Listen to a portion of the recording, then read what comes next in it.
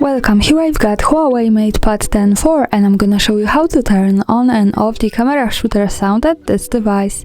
So at first we have to tap on the camera button to open it, and for now we are in the standard photo mode. Let me take a picture.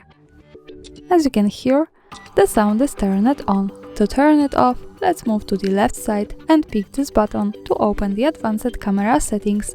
Now let's slide a little bit down to the general category, and here we have mute option, so by using the button from the right we can turn off the camera sound and turn it on as we need. Now let me keep this like that.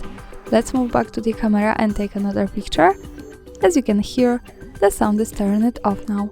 To turn it on again, of course, we have to go to the left side button and pick this one with mute. So for now, we can hear the sound. And that's all. Thanks for watching, subscribe our channel and leave the thumbs up.